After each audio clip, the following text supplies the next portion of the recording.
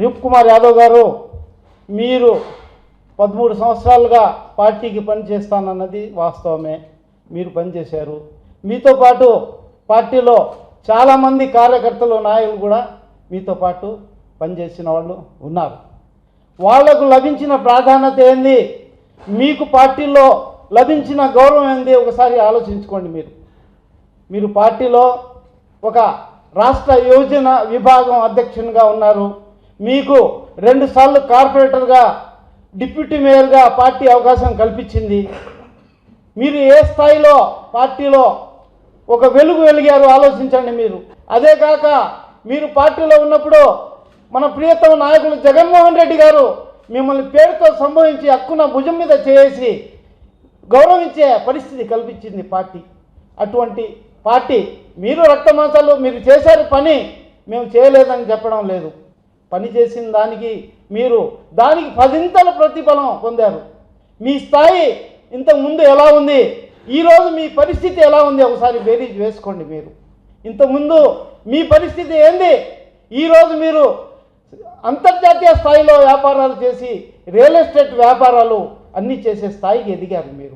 అటువంటి స్థాయి గౌరవం కల్పించిన పార్టీని మీరు నట్టేట ముంచి ఈరోజు కొత్త మోజులో ఒక వేరే పార్టీ, మన పార్టీకి అజాత్ శత్రువు అయిన పార్టీ, అటువంటి పార్టీలో అటువంటి వాళ్ళ వెనకాల వెళ్ళడం ఎంతవరకు కరెక్ట్?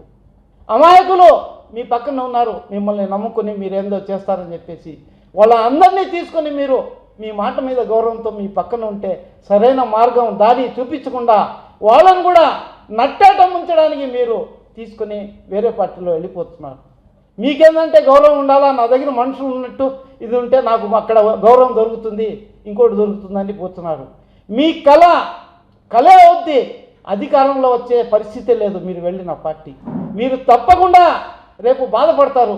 ఎందుకు చేశాను నేను పొరపాటు, ఎందుకు నన్ను నమ్ముకున్న వాళ్ళందరినీ ఈ 100 మందిని 200 మందిని ఇటువంటి పని చేసే వాళ్ళకి ఇది చేశానని మీరు ఆలోచించి ప్రాయశ్చిత్తం చేసుకునే రోజు తప్పకుండా వస్తుంది. తెలివిగా కూడా ఆలోచించండి. మీరు ఎటువంటి పరిస్థితుల్లో కూడా మన లబ్ధిదారుల సపోర్టుతో, మైనార్టీలో ఎస్సీ ఎస్టీల సపోర్టుతో తప్పకుండా మన పార్టీ అధికారంలో వస్తుంది. ఆ రోజు మీరంతా మొహం వేలాడదీసే పరిస్థితి వస్తుంది. అంత దూరం తెచ్చుకోబాకండి. మళ్ళీ మీరు మన పార్టీకి సమర్థించి పార్టీకి రండి. మిమ్మల్ని అందరినీ హక్కును చేర్చుకుంటాం. మనం అందరం కలిసి జగనన్ని అధికారంలో తేవడానికి, అలాగే జగనన్న పెట్టిన ఎమ్మెల్యేలని మనం గెలిపించుకోవడానికి కృషి చేస్తాం. ఏం తప్పు చేశారండి జగన్ గారు, అనిల్ గారు? ఒక మైనార్టీకి కొన్ని సంవత్సరాలుగా ఎదురు చూస్తున్నారు. నెల్లూరు నగరంలో ముస్లింలకి ఏమైనా సీట్ ఇస్తే చాలా బాగుంటుంది అని చెప్పేసి ఒక ముస్లింకి ఇస్తే సంతోషపడాలా? మీ స్నేహితుడు అంటున్నారు, నేను మామ అని పిలుస్తున్నా అతన్ని అంటారు. అటువంటి మీరు మీ మామని, మీ అల్లుడినో వదిలేసి అతన్ని ఓడించడానికి మీరు కృషి చేయడం ఏమైనా అది స్నేహితం అంటారా? ఒక నెల్లూరు నగరం ముస్లిమ్స్ అందరూ మిమ్మల్ని, అనిల్ కుమార్ యాదవ్ తర్వాత మిమ్మల్ని గౌరవిస్తారు. మేము కూడా ఏ సమస్య ఉన్నా మీ వైపు చూసేవాళ్ళం.